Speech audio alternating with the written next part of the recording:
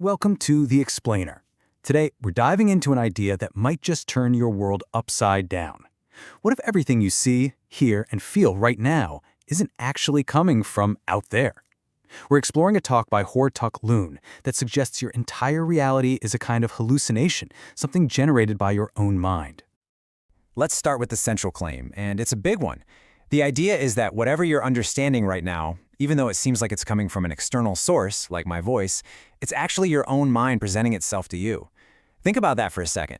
This voice isn't traveling through the air to your ears. It's arising within your own consciousness. And that, of course, brings up a very strange question. If this voice is just your own mind, then who is really talking? This question cuts right to the heart of our most basic assumption, that there's a me in here listening to a world out there. This suggests that separation is an illusion. So let's explore what this actually means. If there's no real separation between you and the world, then what's happening? Well, what's happening is a single, unbroken process. The mind is simply interacting with itself.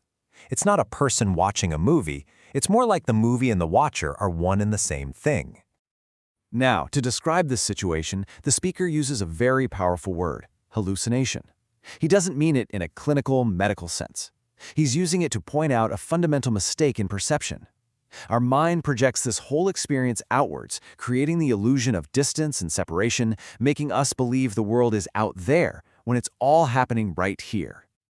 Okay, I know this is a really abstract idea, so to make it a bit more concrete, the talk gives us a fantastic analogy. Let's call it the mind's mirror. First, just picture a mirror, but this isn't any ordinary mirror. Imagine it's alive, that it's conscious. It has the ability to know itself. Now, this conscious mirror sees reflections appearing on its surface. But here's the catch. Because it doesn't really understand what it is, it makes a huge mistake. It thinks that reflections are separate, independent things that exist somewhere else, outside of it. And this is the absolute key to the whole analogy. The reflection isn't just in the mirror. The reflection is the mirror. It's a manifestation of the mirror itself. You can't possibly pull the reflection off the mirror. They are one and the same reality. So this is a perfect illustration of our own experience. Everything. The sound of my voice, your own thoughts popping up, the physical feeling of sitting in a chair, even your sense of I who is listening. All of it is like a reflection. It's not separate from the mind. It is the mind, just appearing in different forms. All right, so thoughts and sounds are one thing. But what about the thing that feels the most real and solid of all? Our own body. How does this whole mind mirror idea apply to that? You know, the overwhelming sense that we have a solid, physical body is probably the biggest hurdle to seeing things this way. It just feels so real, so concrete. But what if that feeling of solidity is also part of the illusion? Well, if we look really closely at our direct experience, we find something fascinating. We assume we have a physical body with a fixed shape, but what do we actually experience, moment to moment?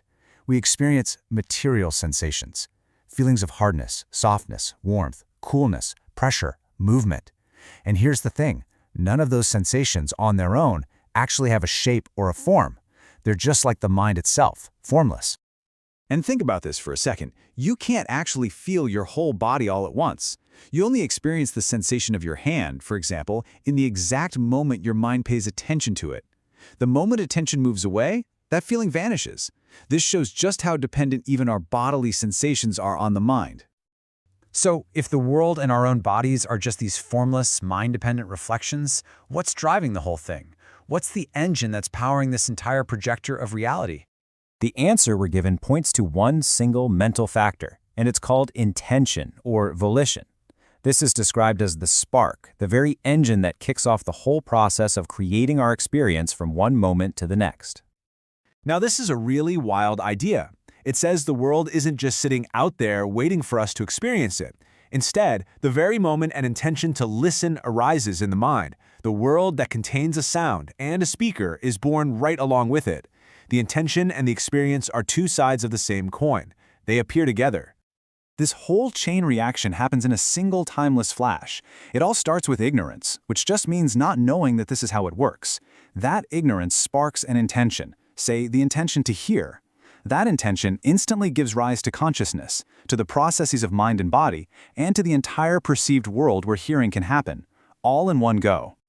So, if our reality is being manufactured by our own minds from moment to moment, without us even realizing it, what does that mean for how we live? What are the implications of living inside this self-created bubble? The speaker really doesn't pull any punches here. He suggests that this state of constantly fooling ourselves, projecting a world out there and then reacting to it as if it's totally real and separate, is a kind of madness.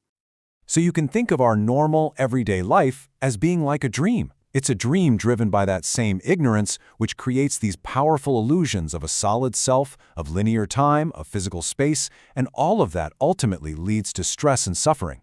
On the other hand, waking up is about wisdom, directly seeing this process for what it is, which reveals a reality that isn't bound by a self or by time. But here's the crucial thing. Waking up isn't about you as a person escaping from a prison. There's nothing to actually get out of, and there isn't a separate you to do the escaping. It's simply the collapse of the illusion. It's the simple, direct realization of what is already true and has always been true.